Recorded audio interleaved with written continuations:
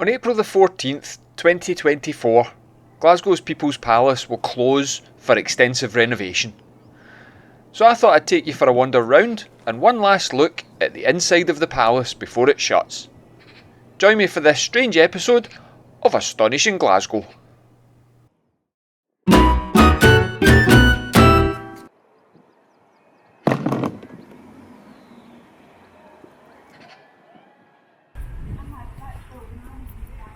Right, well, here we go for our visit to the palace. For those that don't know, the People's Palace was opened in 1898 and it's supposed to represent people's stories from Glasgow from 1750 to the present day. But it was renovated in 1998, so it's kind of 1750 up until 24 years ago. But we'll go for a wee wander round. This is kind of going to be a loose video. We experiment, doesn't hurt to try something new every now and again. As you get to the top of the stairs, you go left. The area to the left is kind of your pastimes area. So directly on the left, it's all about taking a boat to the Clyde, down the Clyde coast, or doon the water as people like to say. They always say it, doon the water. A bloody seagull steal your caramel wafer. So this cabinet's all about the Clyde cruisers and all about the coast. Yeah, there's not a lot in there, but yeah, that's what that's about.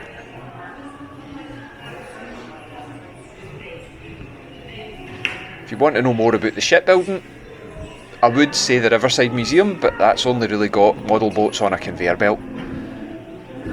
Some classic swimwear, a woolly bikini. I mean, any bikini in Scotland's brave, but a woolen bikini? Still better than modern swimwear. I get thrown out the pool when the S fell off my Speedos. There you go. Over this way is kind of 1950s dance halls, but before you get there, there's a recreation of the Duke Street Prison cell. So that's an original door from Duke Street Prison. That'll be an upcoming video at some point on Astonishing Glasgow. Haven't quite got there yet. And the bell that you see, the bell is the bell from the prison. And they would ring that on the day of the executions, which took place at Duke Street Prison after they stopped doing executions on Glasgow Green. You remember me talking about that in episode 22, I think, about McLennan's Arch. Round the back of the bell, we're still talking about prisons, and there's a recreation of a prison cell. Try and get through these people. It is kind of a busy today. It is Easter week, so it's on holidays. Policeman's truncheon cabinet, always worth a look.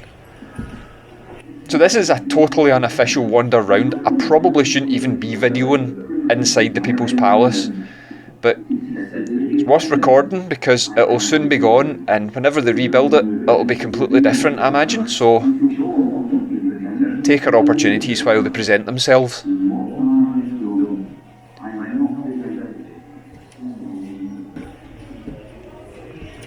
Back out of the prison, and we're at a display of the dancehall culture with the Barrowland sign above us. I'm kind of hoping that the update, I mean, all these galleries seem to have things about the 1950s, and I hate to admit I'm getting old, but it might be nice if we had something about the 80s and the 70s and even the 90s. Geez, even the 90s is probably museum worthy now, so let's hope they add in a bit about that. Can't imagine Blur being in a museum, but that would be really weird. I'd feel really old. So back past here, back past the brilliant speedboat bar, 50s bar, a wee bit about drinking culture, and that's how you would get taken home if you were found on the street drinking. Bet it was cheaper and comfier than an Uber. The oldest thing in the whole museum is this punch bowl,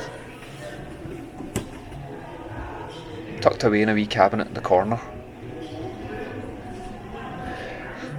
Now across the landing we're still talking about leisure and pleasure and culture, and probably the most famous thing in the museum is the pair of Billy Connolly's banana boots. I know I've certainly talked about Billy Connolly plenty of times in my videos. I'll add a link to the video on the top right of your screen. And these are the costumes from Rabsy Nesbitt. We've got Rab's string vest and Mary's fur jacket.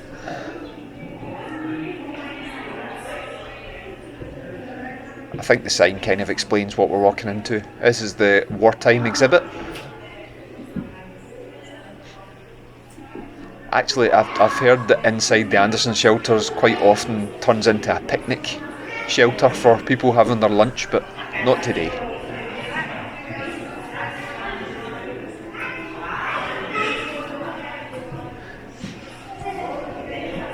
Never even thought of cast iron or corrugated iron as stone proof, let alone bullet and bomb proof, but I guess it must have been. Like I say, it's kind of narrow and kind of busy because it is the Easter week, so all the schools are off. Everybody's decided to come to the People's Palace because it is shutting in 2 weeks' time.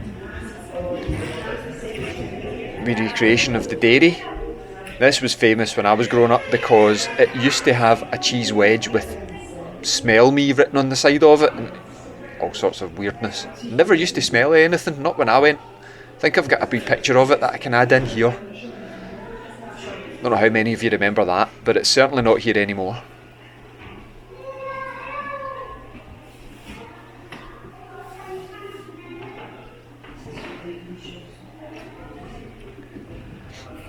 Back out of here into the steamy display, the wash house.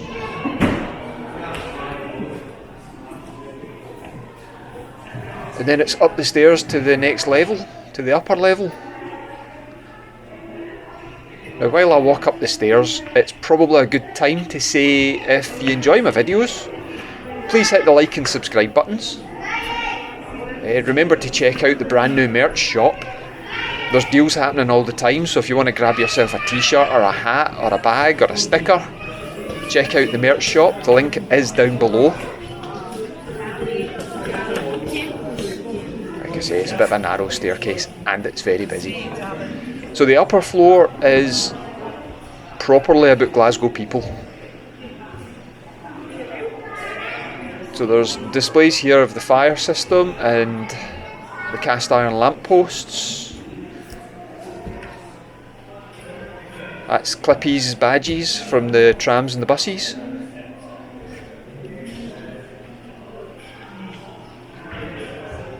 A cracking coat of arms. I'm going to be doing a video about the city's coat of arms very shortly and about where its origins came from, so remember to hit the subscribe button, tune in for that. I'll hopefully tell you something that you maybe didn't know about your own city.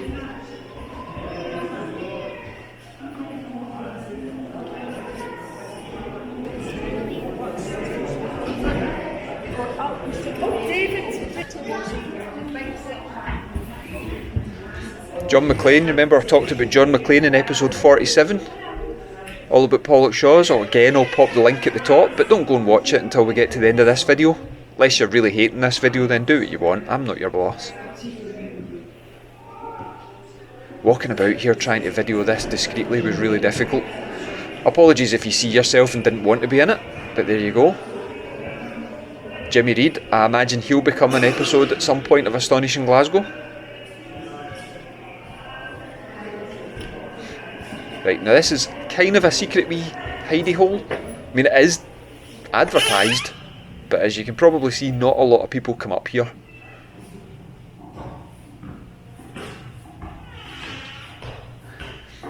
You get a view out over the green, Nelson's Column. If you go back to episode 28 of Astonishing Glasgow, you'll get the story of Nelson's Column. And then that's the roof that's causing all the problems.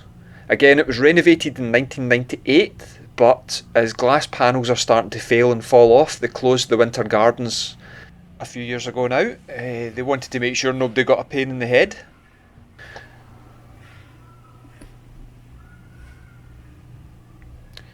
Treat the binoculars with care.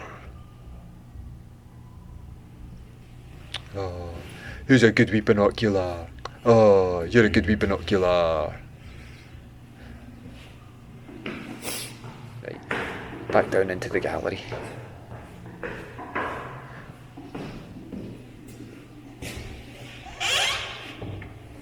That was the door. That wasn't me, that was the door.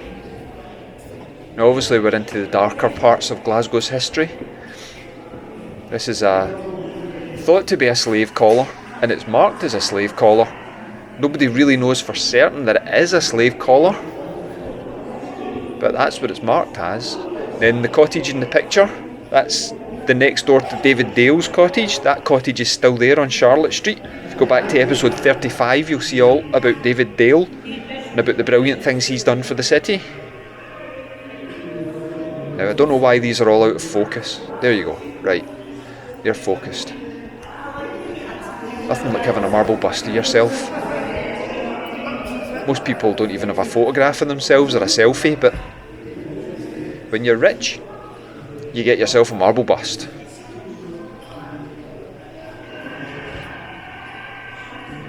You need to take a step back from this picture so that you can get it in its full glory. Well, glory's maybe not the word, but this is the family portrait of John Glassford.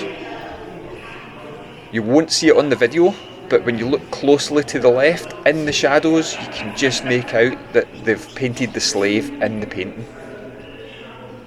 Then this William Arrol, Sir William Arrol, will definitely be a video at some point.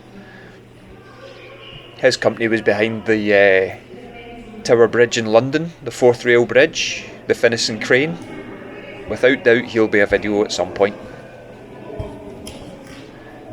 This is the temporary exhibition area. At the moment it's filled with photographs of Glasgow. There's not really much point in me showing you each one of these on a video, because, well, they won't do them any justice.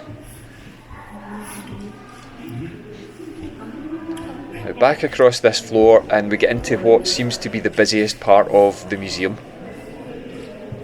I'm not entirely sure if it was just Easter or if I just timed it badly, but it really was kind of crowded in this section, and it's all about Glasgow housing.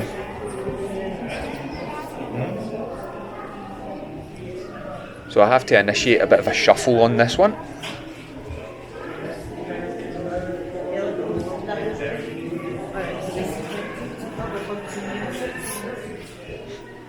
Nice wee model of a tenement.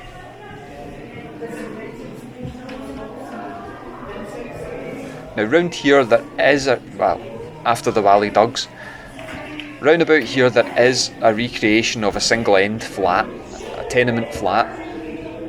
But again, with the amount of people that are in the museum at the point, I couldn't really get a good look. So next best thing, I'll go back round here and we'll look through the window. Like a proper peeping Tom. He's a peeping Tom. It's quite nice, it's got the smell of a coal fire in it as well. I didn't grow up with a coal fire, but I do like the smell.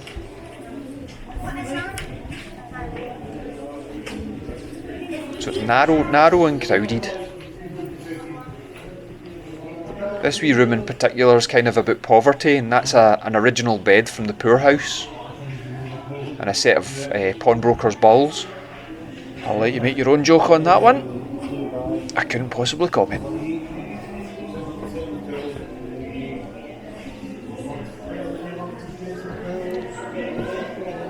Anyone who ever had an electric meter that takes a coin absolutely loves pointing out electric meters that take coins. People of a certain age just can't get past, I had an electric meter that took coins, you had to put coins in the electric meter. People love that. Teeny weeny telly. My phone's probably bigger than that television now.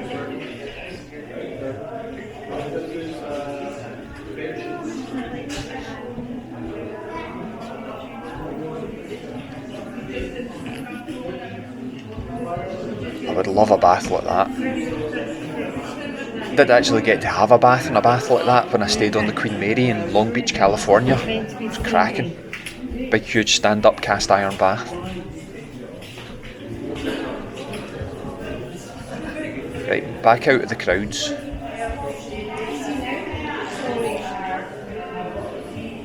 So up on that section up above us, that's where the Ken Curry paintings used to be, and then into the dome used to have windows in it.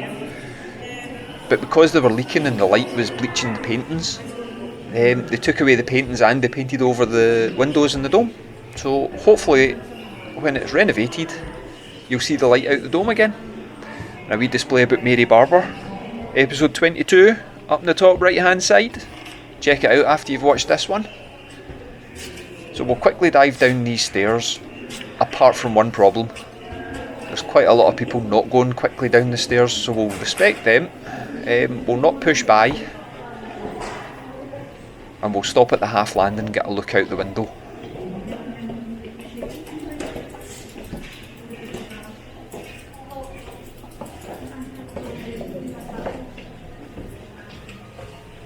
There's that infamous roof again for the winter gardens. Still don't know what the winter gardens are going to be, whether they're going to be an event space, but I think it's fairly certain there's not going to be gardens in them anymore. So we'll keep heading down. There's not really much left to see. I haven't really done it justice in this video because I can't show you everything, but you can come in and enjoy the galleries for the next 2 weeks at least. In fact, at this point it's only 10 days. You have 10 days to go and visit it. So if you're thinking about it, go now, because if you don't go now, you're not going to get the chance.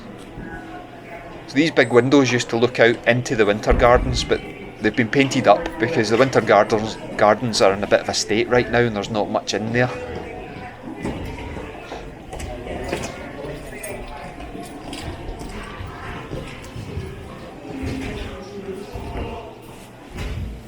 So a quick dive in here. The biggest cabinet in here is the cabinet dedicated to Benny Lynch, the boxer.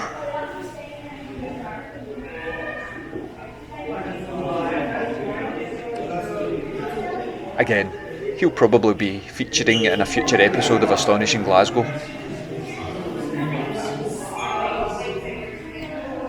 Over at the other side, this is kind of shocking, over at the other side in this cabinet there's a badge. And pretty much that's the only mention of the garden festival in the whole museum. I've kind of said it a lot that I'd love to see the pagoda that's currently in Falkirk that you'll see in episode 39. I kind of really wish they would save that pagoda that's fallen apart and install it in the winter gardens. Then we'd at least be able to mark the garden festival at some point. But I'm not in charge, that'll never happen. So we'll have a quick cut through the cafe.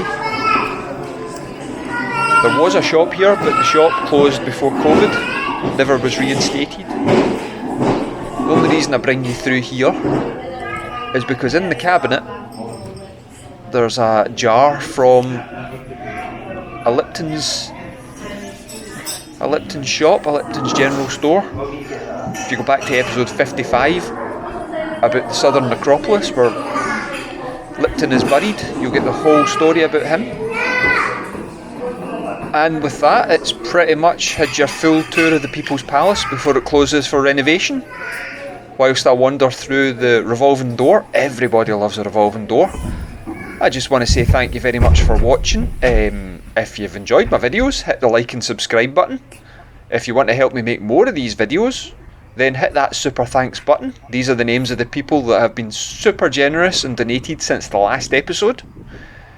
If you want to get in touch, use the comments section below, or of course use the social media links.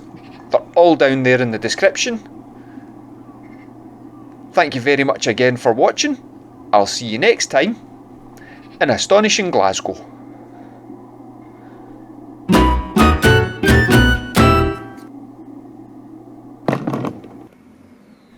Don't forget to go and treat yourself to a t-shirt, bag, hat, scarf, orthopaedic shoe, jam jar, chopping board, all available in the merch shop. Well, some of it is. And remember to check out these videos that you might like as well. I'm away for a caramel log. I'll see you later. Bye now.